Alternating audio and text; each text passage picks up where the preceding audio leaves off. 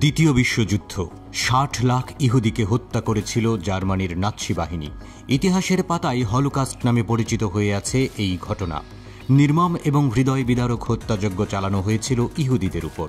অবুঝ শিশু ও নারী, প্রতিবন্ধী, বৃদ্ধ কিংবা অসুস্থ রোগী কেউই রেহাই পায়নি। এতটাই ভয়াবহ ছিল সেই নির্মমতা যে শুনলে গা শিউরে ওঠে। এই নির্মম হত্যাযজ্ঞের মূল হোতা ছিলেন অ্যাডলফ হিটলার। তখন জার্মানির চ্যান্সেলর হিসেবে দায়িত্ব পালন করছিলেন তিনি। কিন্তু কেন হিটলার ৬০ লাখ ইহুদিকে হত্যা করেছিলেন?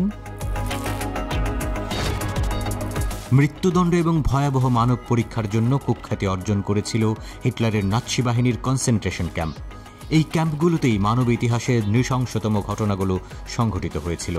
ইহুদিদের মারার নানান নিষ্ঠুর কৌশল নিয়ে পরীক্ষা নিরীক্ষা চলত কনসেন্ট্রেশন ক্যাম্পে। এমনকি হত্যার আগে পুরুষ বন্দীদের নানা রকম ট্যাটু করে দেওয়া হতো, যাতে মৃত্যুর পর তাদের চামড়া দিয়ে আকর্ষণীয় ল্যাম্পশেড, অ্যালবাম ও টেবিল কাভার তৈরি করা যায়। মানুষের বুড়ো আঙুলকে ব্যবহার করা হতো আলোর সুইচ হিসেবে। ভয়াবহ আর বিচিত্রতম নির্যাতন চালাতো নাৎসিরা। তাদের অত্যাচারের মাত্রা নিয়ন্ত্রণের বাইরে চলে গিয়েছিল।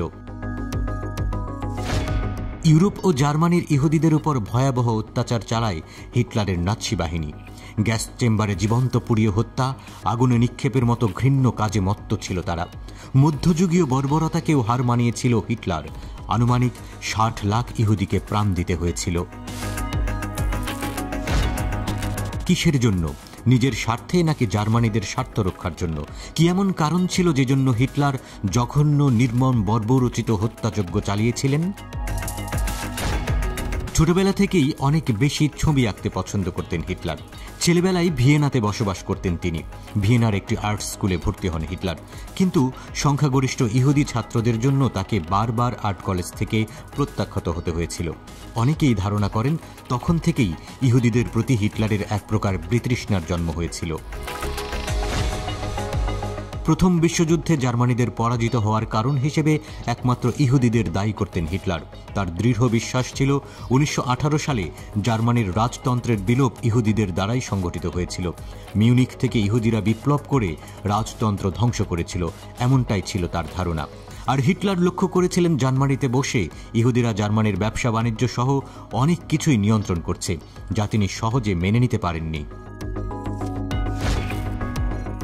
আবার ইতিহাসবিদদের মতে ইহুদি নিধন বা হলোকাস্টের মূল কারণ ছিল আদর্শগত, আর এর শেকড় হিটলারের কাল্পনিক অলীক জগৎ। হিটলারের ধারণা ছিল পৃথিবীকে নিয়ন্ত্রণ করতে একটি আন্তর্জাতিক ইহুদি চক্রান্ত চলছে। তাই ইহুদিদের নির্মূল করতে পারলেই তিনি বিশ্ব জয় করতে পারবেন, এমন বিশ্বাস তার মধ্যে কাজ করছিল। হিটলার একটি শ্রেণীকে বিশ্বাস করাতে পেরেছিল যে ইহুদিদের কথিত ষড়যন্ত্র ঠেকাতে না পারলে জার্মানি, এমনকি পৃথিবী হুমকির মুখে পড়বে।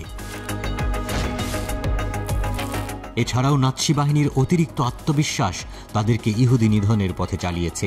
দ্বিতীয় বিশ্বযুদ্ধের প্রথম দিকে তারা এতটা বেপরোয়া ছিল না বলে জানা যায়। কিন্তু ১৯৪১ সালে রাশিয়া আক্রমণের সময় নাৎসি বাহিনীর সাফল্য হিটলারের মনে প্রবল আত্মবিশ্বাস এনে দেয়। তিনি ভেবেছিলেন রাশিয়া তার পদানত হবে, ফলে তার ইহুদি হত্যায় বাধা দেওয়ার আর কেউ থাকবে না। এই হত্যাযজ্ঞ চলে হিটলারের পরাজয়ের আগ পর্যন্ত, অর্থাৎ ১৯৪৫ সালের এপ্রিল পর্যন্ত।